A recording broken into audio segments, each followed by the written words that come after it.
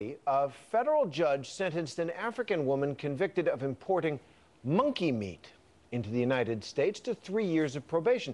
She is just one player in a growing international black market for exotic game, not for pelts or horns, but for food. And it is risky business in more ways than one. Dan Harris reports for our series, Nightline Investigates. Want to get a sense of how much danger some people in Africa are willing to endure to kill and eat wild animals? Check out what happens when we run into a group of female elephants and their babies. When their ears perk up, indicating they know we're here, our guide tells us to sprint.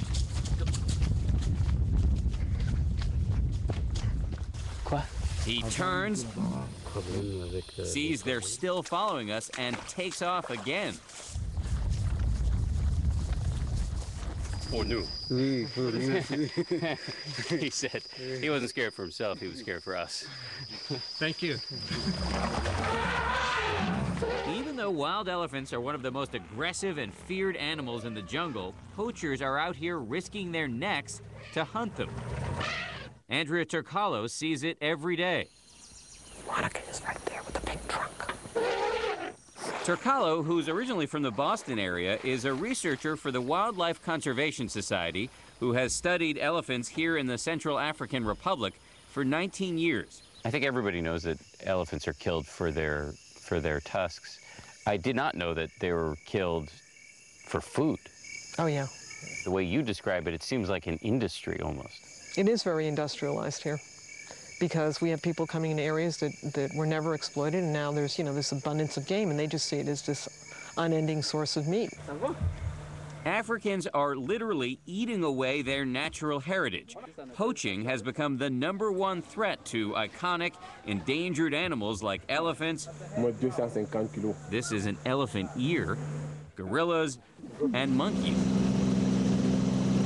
It's called bushmeat, and even though it's illegal, we found it openly sold in public markets. You yourself, you've seen them sell elephant, panther, gorilla, right here. I've seen elephant meat, gorillas meat several times. Why would anybody eat gorilla or elephant? I mean, does it taste good? Le goût, ça les intéresse. They find that it tastes good. On this desperately poor continent with ever-increasing populations of hungry people, it's estimated that 1 million metric tons of bushmeat are eaten every year. That is the equivalent of 9 billion quarter pounders. And you'd be surprised by where this meat is ending up now. You don't just go and say you have bushmeat now. I start with something else. This is New York City, Queens. We're with a professional investigator who doesn't want us to show his face. He takes us to a supermarket where he finds what he says are stacks of meat from an animal called a cane rat. Oh, dear. Cane rat. Oh, that's pretty good. Okay. You want it? How much you sell that one? It's a pound, $20 a pound. $20 a pound, that's too much, man. Yeah, man. We show the undercover video to Crawford Allen, who investigates the illegal animal trade for the World Wildlife Fund. I mean, so this seems to indicate that this stuff is not hard to get. We know that it's readily available not just in Queens, but also in parts of Washington, D.C., parts of Minneapolis, St. Paul, other centers around the country. And it's because people have a passion for bushmeat. They want that taste from home. The influx of bushmeat poses a potentially catastrophic health threat here in America.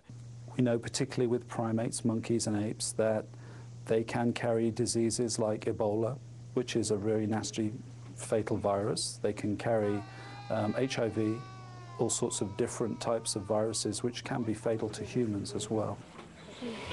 The Centers for Disease Control tells us they are alarmed. Even as the nation deals with the swine flu, the CDC says bushmeat could be the source of an outbreak of monkeypox or from a virus we've never heard of before.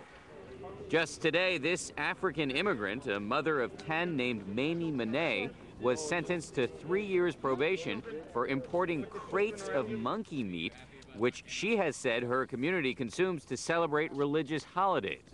Are you going to do it again? No, never. The federal government is now cracking down on the bushmeat trade, stepping up luggage searches at the airport, for example, although they admit a lot gets through. We go back to confront the owners of the store in Queens, where our investigator says he found bushmeat. Are you guys selling bushmeat out of here? No. No? No, bushmeat, no.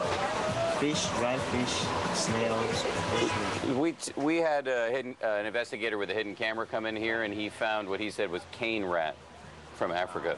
No. So nothing whatsoever. No, we don't have bushmeat. Okay. And you're the owner, you say? Back in Africa, conservation groups like the World Wildlife Fund are now launching public education campaigns to convince people not to eat bushmeat. They're also helping to pay for armed forest guards to protect the animals and confiscate people's guns and snare traps. All of these were seized in the last couple of months. But still, conservationists say a lot more has to be done here, both in America and in Africa, to stop a trend that poses a mortal threat to some of the most spectacular animals on the planet, and quite possibly to all of us.